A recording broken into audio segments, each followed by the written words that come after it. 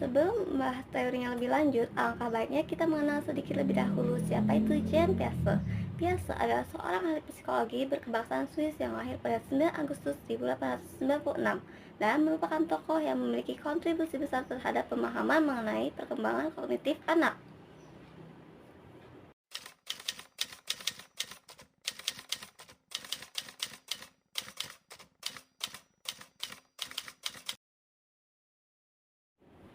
Piaget juga adalah salah seorang pertama yang mengidentifikasikan bahwa cara berpikir anak-anak berbeda dengan cara berpikir orang dewasa. Menurutnya, kecerdasan tumbuh dan berkembang melalui serangkaian tahapan. Anak-anak yang lebih besar tidak hanya berpikir lebih cepat daripada anak yang lebih kecil, sebaliknya, terdapat perbedaan kualitatif dan kuantitatif dalam cara mereka berpikir. Berdasarkan pengamatannya, Piaget menyimpulkan bahwa anak-anak tidak kalah cerdasnya dengan orang dewasa.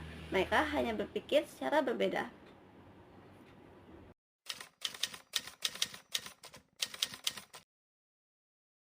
Bismillahirrahmanirrahim. Tahap selanjutnya yaitu tahap sensori motor 0 sampai 2 tahun.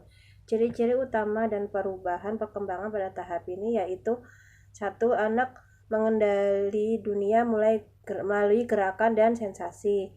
Yang kedua, anak mempelajari dunia melalui tindakan dasar seperti menghisap, menggenggam, melihat, mendengarkan. Yang ketiga, anak mempelajari bahwa segala sesuatu tetap ada meskipun tidak dapat dilihat atau kegagalan objek. Yang keempat, anak menyadari bahwa mereka adalah makhluk yang terpisah dari orang-orang dan benda-benda di sekitarnya.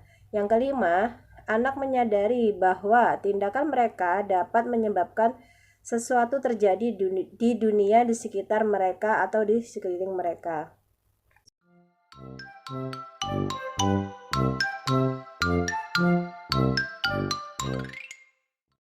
Tahap perkembangan pra-operasional sekolah 2 hingga 7 tahun. Ciri-ciri utama perkembangan ini yaitu bermain pura-pura, egosentrisme, animisme, dan lain-lain. Contohnya animisme. Animisme mereka menganggap benda mati menjadi seolah-olah hidup seperti boneka, mobil-mobilan, dan lain sebagainya. Yang kedua, bermain pura-pura. Misal mereka dan teman-teman bermain dagang-dagangan atau ayah dan ibu dan lain sebagainya. Tahap operasional konkret usia 7 hingga 11 tahun. Ciri-ciri utama perkembangan tahap ini yaitu pengurutan, klasifikasi, konservasi, desainering, dan lain-lain. Salah satu contohnya adalah pengurutan. Jika anak diberi benda yang berbeda ukuran, maka mereka akan mengurutkan benda itu dari yang terbesar hingga yang terkecil.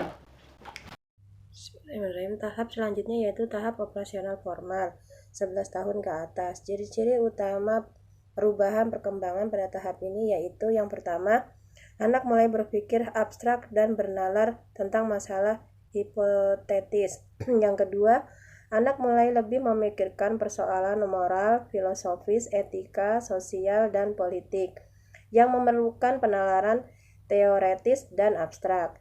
Yang ketiga, anak mulai menggunakan logika, deduktif, atau penalaran dari prinsip umum ke informasi lebih spesifik.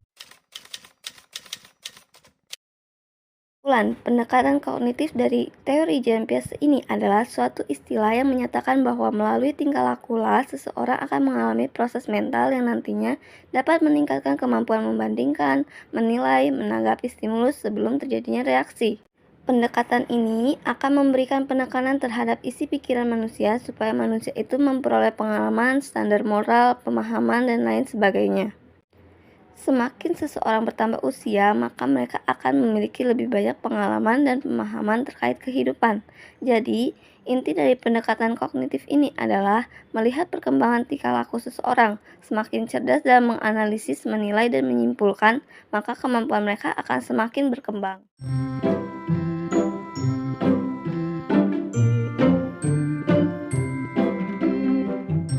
Inisiatif versus rasa bersalah terjadi antara usia 3 sampai 5 tahun. yang dapat disebut sebagai usia prasekolah atau periode usia bermain.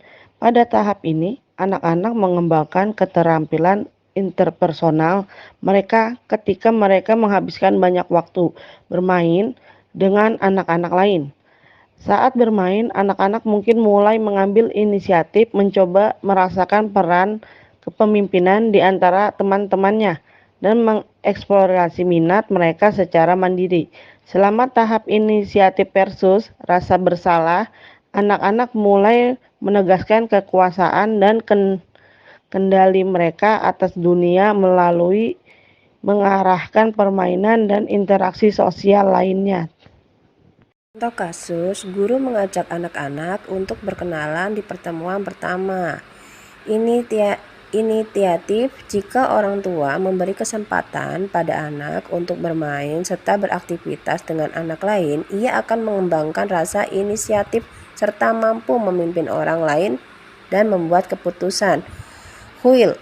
Sebaliknya, jika anak diberi kesempatan tersebut, ia akan mengembangkan rasa bersalah dan ragu akan kemampuannya.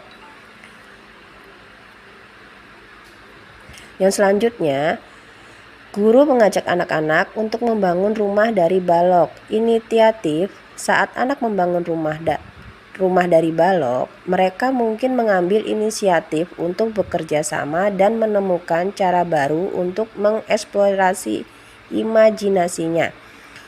Huilnya, namun jika seorang anak dikucilkan atau diolok-olok oleh kelompoknya, hal itu dapat menimbulkan perasaan bersalah dan tidak aman bagi si anak.